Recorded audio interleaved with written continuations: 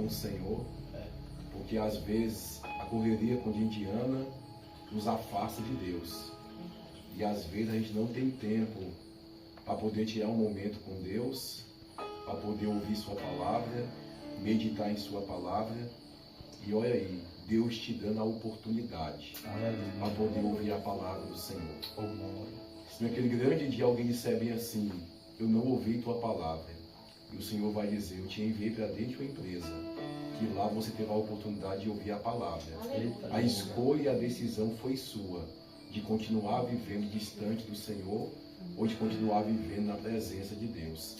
Então Deus concede a oportunidade. Às vezes, alguns que estão aqui não vão até a igreja, mas a gente observa que a igreja vai até a vocês por meio desta tarde. Disse, quantos trabalhadores de meu pai têm abundância de pão, e eu aqui pereço de fome. Levantar-me-eis, irei ter com meu pai, e direi, Pai, pequei contra os céus, e perante ti, já não sou digno de ser chamado teu filho, fazei em mim como dos teus trabalhadores. Louvado seja Deus. O Senhor ardeu fortemente no meu coração, e eu queria rapidamente trazer aqui algumas aplicações dentro desse texto bíblico e algumas lições para nossas vidas. A primeira, que nós possamos observar na luz desse texto, é que o pai tem 2 filhos, e o mais moço, ele pede a parte da sua herança e quer sair de casa. Nós sabemos que o filho pródigo, ele quer sair da casa do pai, porque quem aqui já morou com o pai sabe, na casa do pai a gente não faz o que a gente quer fazer, e a gente não vive do jeito que a gente quer viver. Tem regras, tem hora de sair, hora de chegar. E aqui nós sabemos que, tipificando esse pai aqui, representa Deus. A casa representa a casa de Deus. E sabemos que o filho representa um povo, representa uma igreja. Ou seja, esse filho aqui já não quer mais estar na casa do pai, porque ele quer uma certa liberdade. Porque não é assim? Quantos que têm medo de servir a Deus, ou de fazer parte de uma religião, aqueles que estão na casa do pai, debaixo dos cuidados do pai, esse está sendo protegido, guardado e abençoado, e esse é livre de verdade. Certamente já não querendo mais obedecer os princípios estabelecidos pelo seu pai, os estatutos, ele resolve sair da casa do pai. E para sair da casa do pai é um pulo, mas para poder voltar é difícil. Eu prego por esse Brasil afora, em várias igrejas, em cruzadas, nas ruas, nas praças, e a gente encontra muitas pessoas afastadas da presença de Deus, que um dia louvava, que um dia servia ao Senhor, mas por alguma decepção, ou por não querer mais submeter aos princípios pautados concernente à palavra de Deus, se afastou e foi para o mundo. E agora muitos se encontram afastados sem força de voltar. Sem força de voltar para a presença do Senhor, para a casa do Pai. Esse filho pródigo, ele comete essa besteira.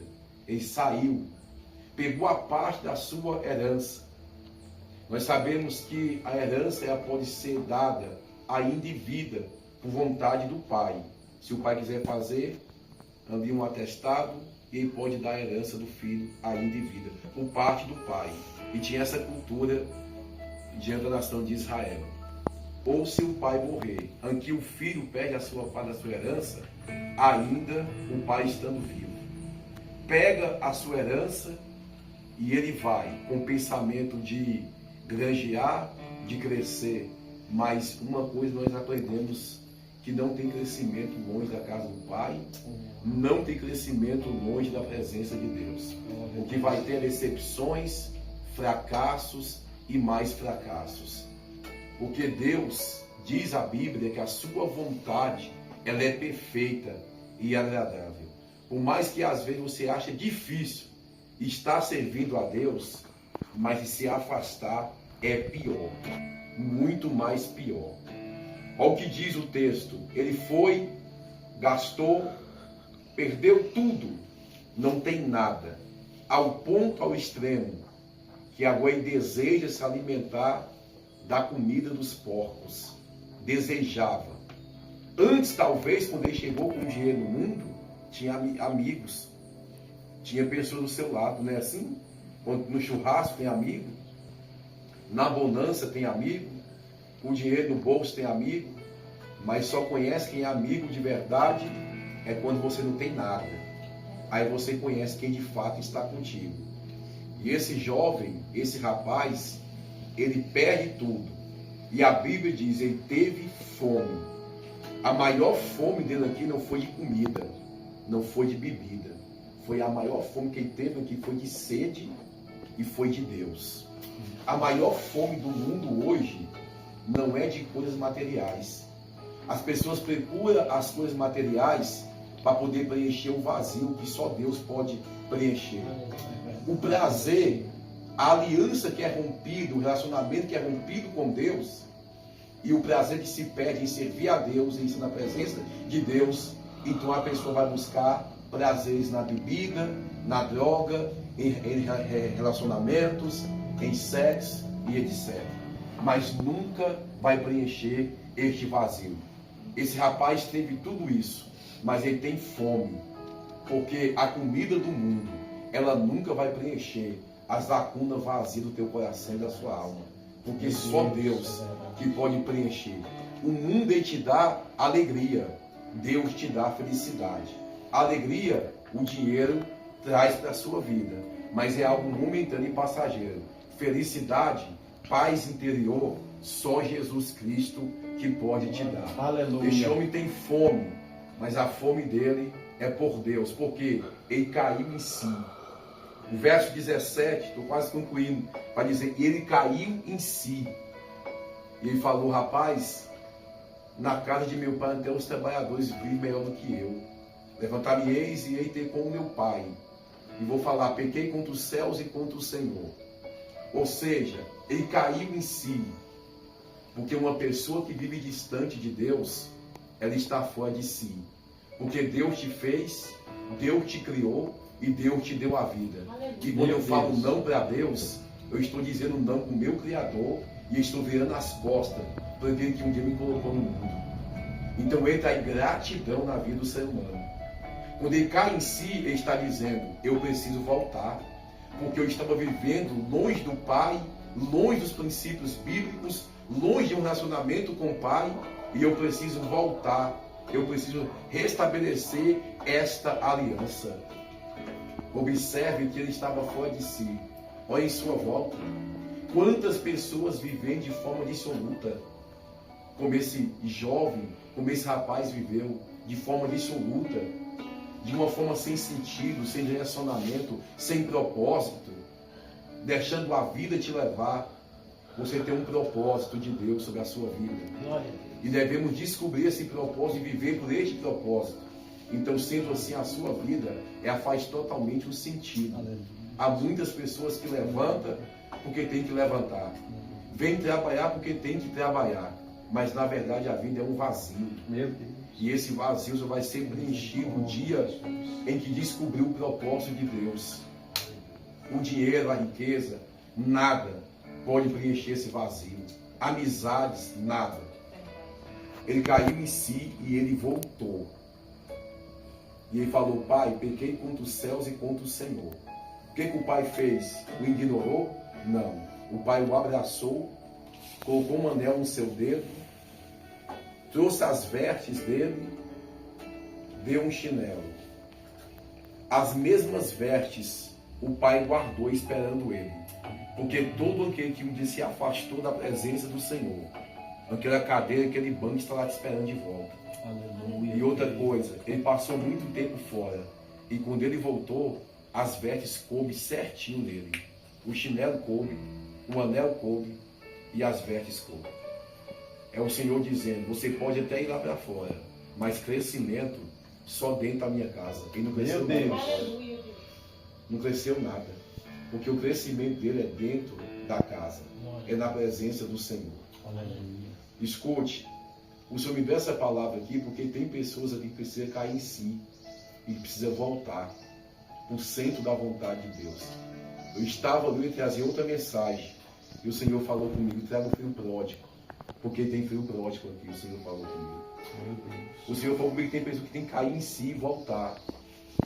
Todas as vezes que eu deixo de orar, que eu deixo de jejuar, que eu deixo de estudar a palavra, que eu deixo de cultuar, de prestar culto, louvor ao Senhor, eu estou fora de si.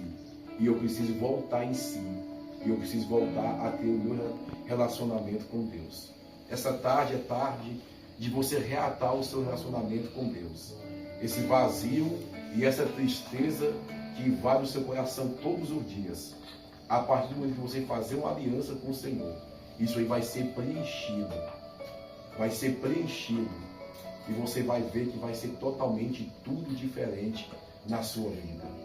Que essa palavra possa surgir um efeito genuíno e provocar frutos dignos de arrependimento na vida de todos. E principalmente daqueles que por algum motivo deixou a casa do Pai e já faz tempo que não vai lá mais. O Senhor hoje te dá a oportunidade para você poder voltar. O Senhor está dando a oportunidade para pessoas aqui hoje voltar. O Senhor me trouxe lá de Brasília. Não está no meu projeto de vir aqui de maneira alguma. Porque as nossas condições só estavam até a Bahia. Eu estava em missão lá. E o Senhor falou comigo: vai, porque eu vou prover a gasolina. E eu fui até Catanópolis, preguei lá.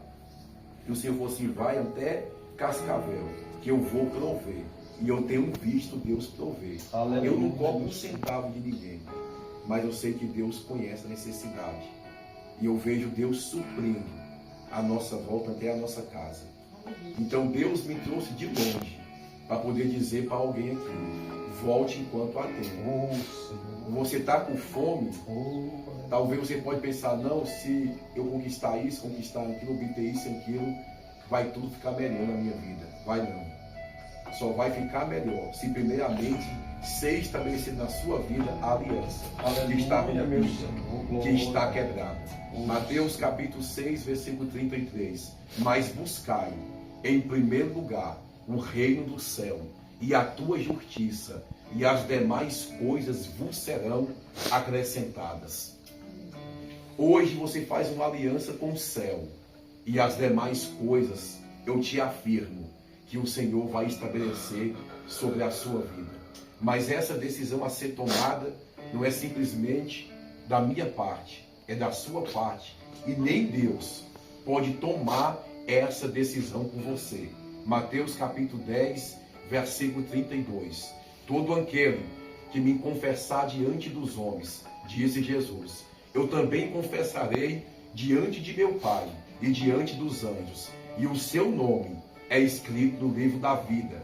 Romanos capítulo 10, versículo 8. Se com a tua boca confessares ao Senhor Jesus como teu Salvador e crer no teu coração, então serás salvo. Não perda a oportunidade da salvação que o Senhor lhe oferece. Não perda, porque a Bíblia diz em Apocalipse: e todo nome que não foi achado escrito no livro da vida, esse foi amarrado pé e mão e lançado no lago de fogo, que é a segunda morte. O diabo engana muita gente, falando que morrer acabou. Não. Eu falei hoje de manhã, e eu torno a repetir. O nosso corpo, ele volta para o pó, porque do pó viestes. O espírito, ele volta para Deus. Mas a nossa alma, diz a Bíblia, em Mateus 10, 28, é a ter um destino, céu ou inferno. Com quem você quer passar a sua eternidade? A nossa vida aqui é curta. O salmista diz que depois dos 60 é só cansaço e fadiga. E se o homem viver o máximo que ele pode viver é até 120. E não vive. As doenças, enfermidades, violências, pecados, a iniquidade tem se aumentado, então não vive. Então por mais que nós possamos viver até os 60, até os 70, ainda é pouco, diante de uma eternidade que Deus tem para a gente. Deus está te oferecendo nessa tarde não simplesmente um momento com Ele em alguns minutos aqui na tarde. Ele está te oferecendo uma eternidade. Se você passar uma vida toda aqui perto dele, tem um céu te esperando a vida toda, a eternidade toda com Ele. Amém? Amém. Vamos se colocar de pé.